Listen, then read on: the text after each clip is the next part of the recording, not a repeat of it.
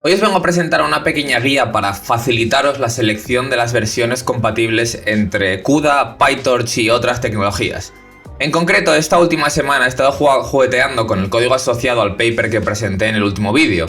Y si todavía no lo habéis visto, es un buen momento para pausar este vídeo e ir a ese, verlo y volver. Os lo dejo por aquí arriba el enlace. Así que tras unos días literalmente pegándome para configurar el entorno necesario donde ejecutar este código, llegué a la conclusión de que podría ser útil para otra gente, al menos para mí lo hubiese sido, una pequeña guía para poder seleccionar las versiones compatibles de todas las tecnologías que involucran este sistema.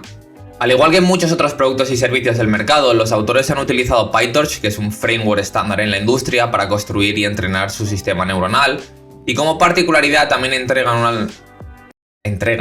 integran una librería de terceros llamada Neural Renderer, que me ha dado bastantes problemas, pero ya entraremos en eso después. El problema es que antes de poder elegir una versión de PyTorch hay que considerar unos cuantos pasos previos. Todo el stack completo de tecnologías está compuesto por el CUDA Toolkit. En concreto, PyTorch utiliza el Runtime API de CUDA para poder comunicarse con la tarjeta gráfica. En segundo lugar tenemos vuestra GPU, es decir, la tarjeta gráfica. En tercero, el driver de la tarjeta gráfica, PyTorch, el intérprete de Python y en mi caso en concreto, que esto lo podríais obviar, pero esta librería de terceros, el Neural Renderer. Así que vayamos paso a paso descifrando este laberinto de compatibilidades y dependencias. En primer lugar está la relación entre vuestra tarjeta gráfica y el CUDA Toolkit per se. La tarjeta gráfica es un poco el cuello de botella que condicionará todo vuestro sistema, porque es la parte más difícil de cambiar. No es tan fácil coger y comprar una nueva tarjeta gráfica, así que esto determina un poco cuál es la versión de CUDA que podréis utilizar. Para conocer esto podéis navegar hasta esta página de Wikipedia, que os la voy a poner en un enlace en la parte de abajo del vídeo, y hay dos tablas que tendréis que comprobar. En la primera de ellas buscaréis el tipo de arquitectura y modelo de vuestra tarjeta gráfica. En mi caso pertenece a la familia Ampere y el modelo es la GeForce RTX 3080. Con estos vais a la primera columna, donde veréis un número que especifica la capacidad computacional de vuestra tarjeta. En mi caso es de 8.6. Con este valor, que es la capacidad de vuestra tarjeta, os deslizáis hacia arriba a la primera tabla, donde se relaciona la capacidad computacional con las versiones compatibles de CUDA. En la tabla buscaréis la capacidad computacional, que en mi caso de nuevo es 8,6, y con ello las versiones de CUDA a partir de las cuales vuestro sistema es compatible. Es decir, versiones anteriores de CUDA no son compatibles, que son las celdas en blanco, solamente las celdas en verde una vez que haya aparecido vuestra capacidad computacional. Y esto es importante, es decir, CUDA 11.0 únicamente soporta hasta la 8.0, así que no serviría para mi tarjeta. Tiene que ser a partir de 11.1 en adelante donde se ha desarrollado la capacidad o el soporte para esta capacidad computacional. El siguiente paso es seleccionar el driver de la tarjeta gráfica compatible con la versión de CUDA. En mi caso he elegido CUDA 11.1, por lo que el driver debe ser como mínimo compatible con esta versión. Normalmente las últimas versiones del driver son compatibles con todas las versiones nuevas y antiguas de CUDA. Por lo que la forma más fácil de solucionar este problema de dependencias es irse a la página de descargas de drivers NVIDIA y aquí seleccionar la familia, seleccionar la serie, seleccionar el modelo, seleccionar vuestro sistema operativo, le dais a descargas y os descargáis la última versión del driver. Y debería funcionar.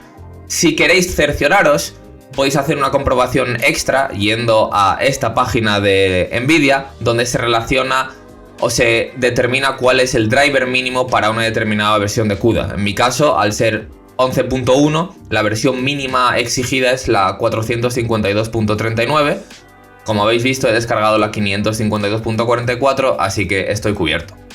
Dicho esto, nos podemos pasar a continuación a elegir cuál es la versión de PyTorch que será compatible con nuestro CUDA y nuestra tarjeta gráfica. PyTorch proporciona una pequeña herramienta en su página web para seleccionar en base a vuestro sistema operativo el package manager que estéis utilizando y también la plataforma de computación o procesado, en nuestro caso CUDA, la pequeña línea que tendríais que correr en vuestro terminal para instalaros la última versión de PyTorch.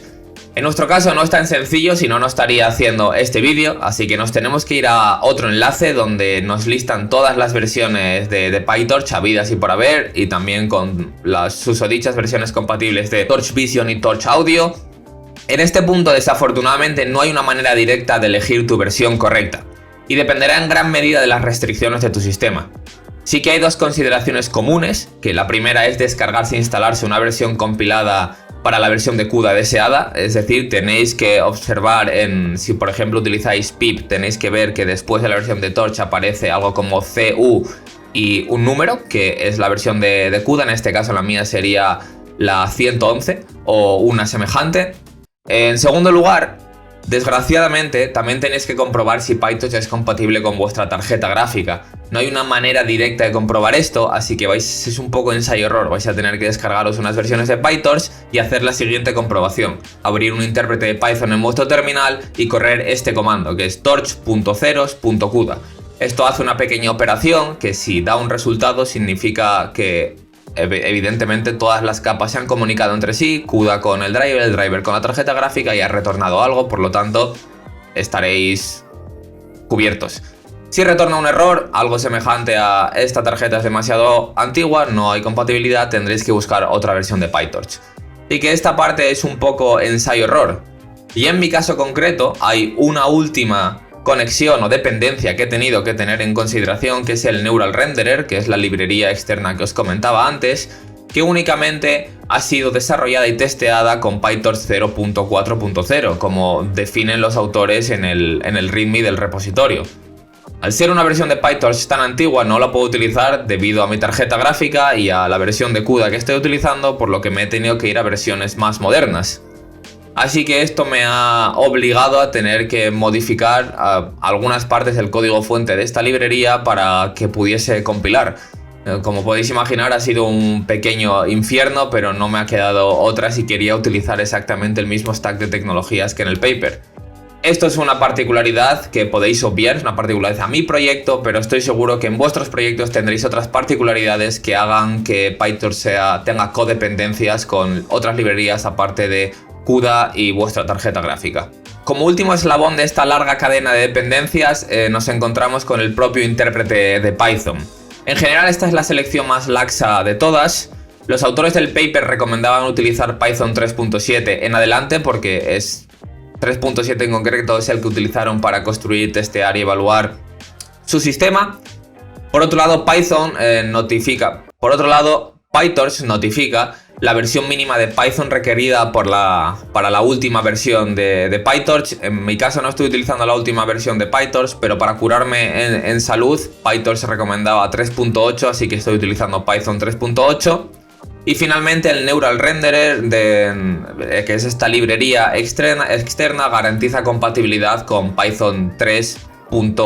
en adelante. Por lo tanto, Python 3.8 ha sido mi elección final. Aquí, como he dicho, hay un poquillo más de libertad. Si deseáis probar con versiones más antiguas o más modernas, no debería haber mayores inconvenientes. Pues si has llegado hasta aquí, te felicito, porque yo la verdad que casi tiro la toalla por el camino. Me estaba frustrando y desesperando mucho perder tanto tiempo y tantas horas únicamente en preparar el entorno de tecnologías necesario para poder hacer lo que yo quiero hacer.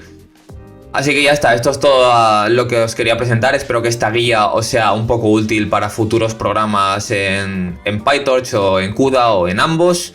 Y nos vemos a la próxima.